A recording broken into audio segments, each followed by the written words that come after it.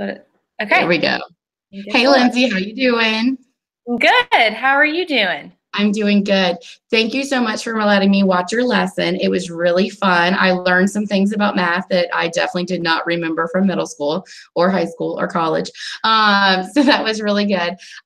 Kit, let's go ahead and jump right in. What are some of your thoughts from the lesson that I observed?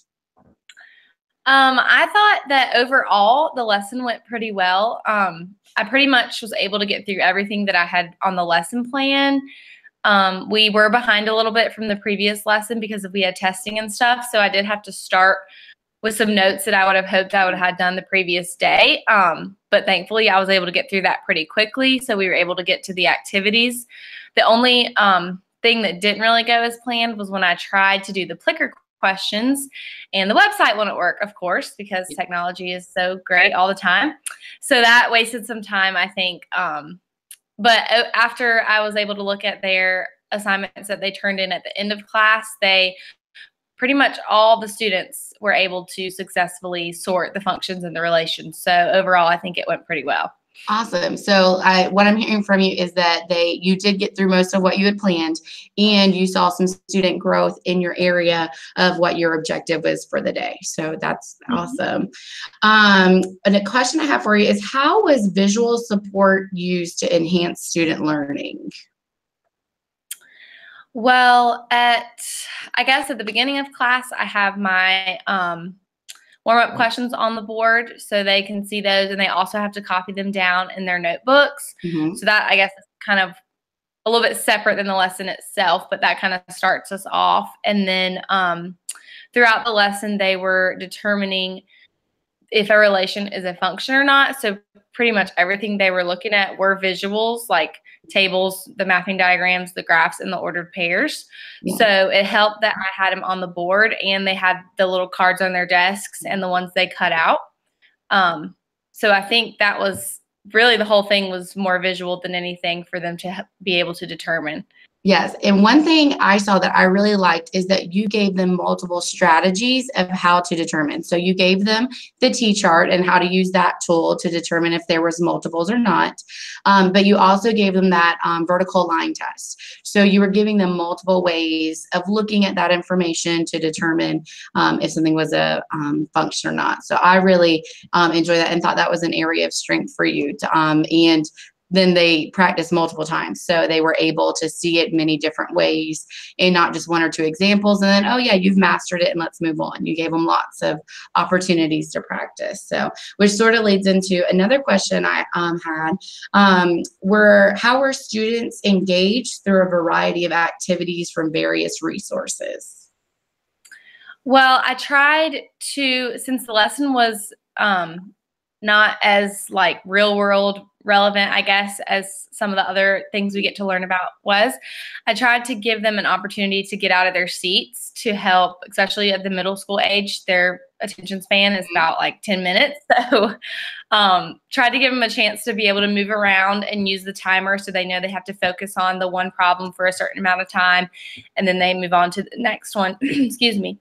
So I think that helps to kind of keep them on task. And also, when we went over the answers, I used my popsicle sticks to draw their numbers out randomly. So that kind of makes them have to pay attention and stay engaged, because they never know if they're going to get called on to share their answer or not.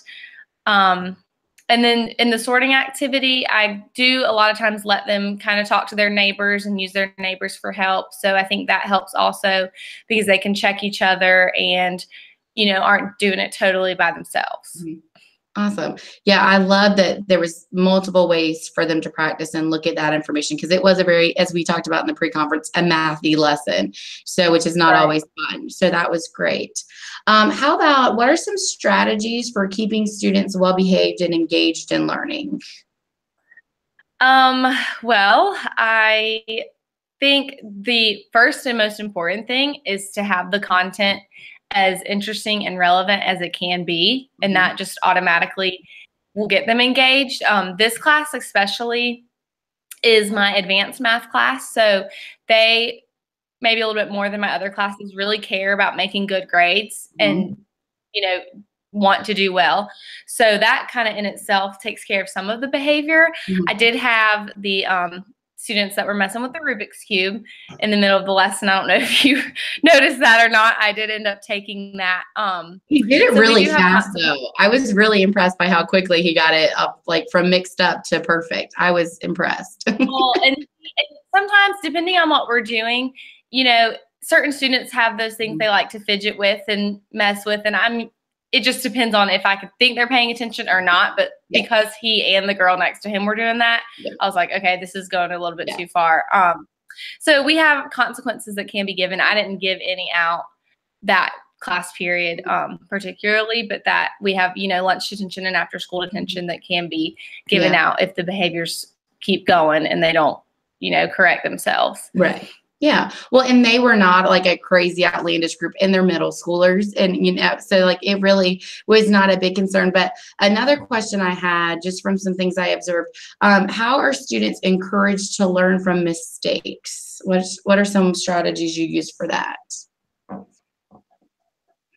Okay. I guess kind of like I said before with this class especially, they're pretty self-motivated because they want to have good grades. A lot of these students are straight A students that, you know, play sports and stuff and want to keep their grades up. So, but a lot of them are also perfectionists and they want to get it right immediately the first time and then move on and be ready for the next thing. So I think I try to give them a lot of opportunities for practice that's not going to be a grade to kind of take that stress off so that they can learn from their mistakes and know that it's okay if they don't get it right the first time. So that's kind of why I did the first activity with the task cards and then had the graded thing. So through that, they could check themselves and say, ooh, I missed this one. Let me look back at that example and see why I got that one wrong. So then when we did the graded activity, they had a better chance of getting it right for the good grade. Okay, awesome. Well, and just one thing that, you know, I saw was a lot of when students did answer, whether they volunteered or they were called upon, the praise that was given was, you know, like good, okay, good, was sort of a repetitious thing I saw there. And I think that, you know, if we did some more varied responses or more specific responses, and I don't know, you know, exactly how that would fit because this was a very much so it's right or wrong kind of lesson. But something, you know, to use when things are a little bit more gray area might encourage a little bit more engagement from those who maybe weren't getting that praise, would encourage them to want to engage a little bit more in those future math lessons, as well as, and there was like only one time I heard, you know, someone answer incorrectly, but like have them expand and dig in, well, why was it incorrect? Or how else could we look at that? Or look at a similar problem and see, okay, again, in this set using the T-chart, this data also shows us that it was a mistake. That was just something that I think, especially with those middle schoolers trying to rank them back in, some positive feedback would help, you know, keep the positive energy going when it's, you know, middle school math. I definitely agree. And I think even you just saying that kind of made me think about, I am one of those teachers that like wants to squeeze everything into the lesson that I have planned. Yeah. And so sometimes I don't take advantage of those opportunities to give the feedback and, you know, expand on the problems because I'm like, no, we got to keep going. We got to keep going. Yeah. And so I think I'm glad that you pointed that out because that's, you know, making me aware. Okay, maybe we need to take 5 minutes and talk about this and have some discussion instead of just moving on to the next, on to the next, on to the next. Well, yeah, and you covered a lot. You got a lot done in your class period, and you were always going on and on. So you're doing great. That just might help, especially with those few who are not as actively and excited about advanced math. Hopefully help them. So is there anything that you know, have taken back from, you know, watching the video yourself, being in the lesson, and then our conference that you can use in future lessons, you think? Yeah, definitely. It was an experience in itself watching myself just because I don't normally have to do that. I'm definitely going to be aware, like we just talked about, of, you know, giving the feedback that the students need and, you know, taking the time to make sure we talk about the answers. And I think focusing on the engagement and bringing everybody into the conversation and hearing from everybody is definitely something I'll be thinking about. Awesome. Good. Well, you did an awesome job. Keep killing it in math. And I really appreciate you letting me watch your lesson. So thanks so much, Lindsay. Thanks.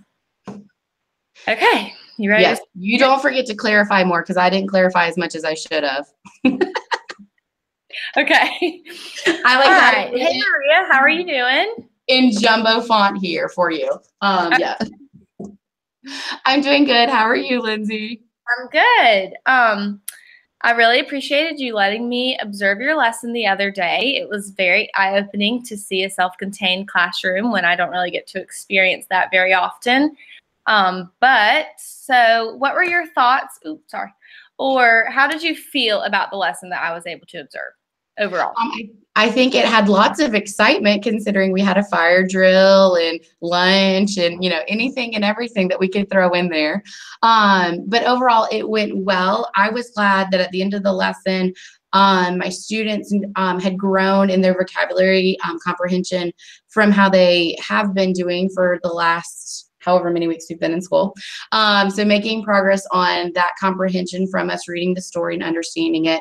And then we practiced it several more times throughout the week. And they all did really good on their test that week from better understanding that vocabulary, even though it was a fun story, but not like the best exciting story. So overall, I think things, went pretty good. Yeah. Good. So I'm hearing you say that you really feel like your students have progressed not only that week, but from weeks in the past. Sorry, I lost my words there. And you really think they're doing a better job catching on to the words quicker and learning the vocabulary faster. And that's really great because that's what you want just from the beginning of the year to the end to see them grow. One strength that I really noticed during your lesson was how the content related to the students' lives. I noted like about 6 times that you helped them make several connections by asking about their experiences. For one example was when you referred to like their competition that they had coming up on Friday when y'all were talking about compete. And then you also asked one of your students about his experience going snow tubing to kind of bring him into the conversation. So my question for you is, why is it important in your class for your students to be able to make connections with the content they are learning? That's an excellent one. And really, for these very concrete learners, they definitely could struggle with abstract thinking. So they need those direct connectors to be able to build upon that. So definitely having the word compete, and we, of course, dominated on the basketball court that Friday, just as a word that we definitely have used several times. So yeah, it's real life. It means something to them. And then also just having some good connections with them, knowing about them, just makes our classroom environment so much easier because they spend most of 3/4 of their day with me and everyone else in that classroom. So it's really important for us to just all have a good working relationship where we can share and they feel comfortable sharing about what's been going on. And we pull that in, and they feel special. Oh, Miss Davis was able to connect our story to something I've done or something that I'm good at. So it just builds a positive environment as well as builds those academic skills. So yeah, I definitely saw that environment in your classroom and could tell that you were very comfortable with them and that they were comfortable with you, and it just seemed like it was a very positive environment. So how do you use those connections, or do you use those connections, I guess, to help your students better understand the content and reach mastery of the learning objective? Okay, how do I use those connections that we have, those personal and life skills? Yeah, like do you bring that in to like help them reach, like how does that help them reach mastery of the objective to have those connections? Like again, I think there's understanding those abstract ideas with more concrete items that they can understand, they can relate to. If they can hold it or see it, that's why we like to click on all the videos possible so they can see a real life item that looks like that. We did, of course, a Google search for Colorado later on in the day and looked at where the mountain range was and what the temperatures are compared to ours. So just those things of determining how is it like where we are, how is it not, what's something that we've experienced or not. And it just builds their involvement and engagement. Not all of them have had outstanding positive learning all of their lives. So, and I got to fight against that sometimes. So having that positive energy and that relation to them really builds their interest and engagement, and then just makes those connectors for everything in our lessons. Awesome. So I kind of just hear you saying that because the students learn so concretely, bringing in those examples that they can think about, that they can relate to and know about, just helps them kind of remember for that day in particular, I guess, remember the vocab words and hopefully come back the next day and be able to remember them again. Yes, that would be nice. That would be nice. Okay, so throughout your lesson, the students did not have many opportunities to collaborate with each other. They experienced learning in other ways, such as when you were reading the articles to them, when they were able to watch the videos and working independently on the activity. So my question is, how could you, or would it be appropriate for this lesson to incorporate collaboration among the students? That's a really good fact, because collaboration is really hard with these guys because they don't naturally work in a group and like share responsibility or take on leadership. So I could adjust how I do this lesson, and like each group could, match up the words, and that way they have to maybe even, what word am I looking for? Negotiate with each other of what picture symbol goes with what word. And that might even make some better connections to the words if they've had to work with a partner and compared which words match or not. So it could be appropriate. I know like my Noah and John Nolan, who really need a lot of individual assistance, they probably wouldn't be the best contributors to a group. So I definitely would position them with some stronger readers and who maybe have a little bit more leadership. But that is definitely a way we could go and try it and see. And then we could also, if they did that collaboratively, do a different activity where it's individually, so I can test their individual skills a little bit better. Yeah, that would be really cool. Thanks for pointing that out. Yeah, well, my other question was, and you kind of already answered this, but how can collaboration help your students reach learning objectives? And you kind of already said, make sure each group has the leader student who can kind of help guide the group. Yeah. You obviously already know the students who are not going to do the best work in a group, but I'm sure that there are times when the students get to collaborate with each other. Yeah, so it usually happens when they're doing like their jobs around the school. We have someone who's like the master trainer for a particular job, but it definitely could be something that we work on more in the classroom as well. Okay, great. Share with me how you can continue to make connections to the students' lives in a future lesson. Like, is this something that happens all the time, or did I just see a day that was pretty relevant? That's like every day. Every day is personally connected. And like, we're all really comfortable. As I said, we spend, 3/4 of the day in lunch together. And I have to wait until 4 o'clock for one of the buses to get there. So we spend lots of time together. And actually all of these students, I teach the junior seniors. So they've been at Pickens High School for 2 years, and I've gotten to know them because they're in my co-teacher's classroom. And then several of them, like my only girl in class I've actually had for 4 years. So we know each other really well. So yeah, there's always those personal ones, and like the snow reference about my teaching assistant. Yeah. That's like always something. They come in and try to sing Frozen because she hates snow days because she doesn't want to work over the summer. And she also lives on the mountain and gets trapped. So yeah, there's always personal connections, and it really does make a difference for them. This week's story, now that we're a week out, they actually did even better because we were able to connect it with African American History Month, and we've done a lot of study on Martin Luther King in the past, so they were able to use some of that and did really good connecting and sharing on that piece. So it definitely makes a difference for them. Yeah. Great. Well, I really enjoyed getting to watch your class, and if I really was your coach, I'd say I can't wait to come back into your classroom. And you'd be welcome anytime. We welcome all strangers at all times, and we modify and adjust all day. So, yeah, that's awesome. And thanks. I'm glad you did a great job, by the way, with the fire drill. Just such a smooth transition out and back in. Sure. Yeah. Why not? Yeah, we modify and adjust all day. So, Yeah, but I'm glad you got to see something really different. See the other side of some things, because I definitely am not talking about functions. Not at all. It was a great learning experience. Awesome. Thank you, Lindsay. Thanks. Have a good night. Bye, girl. Talk to you later.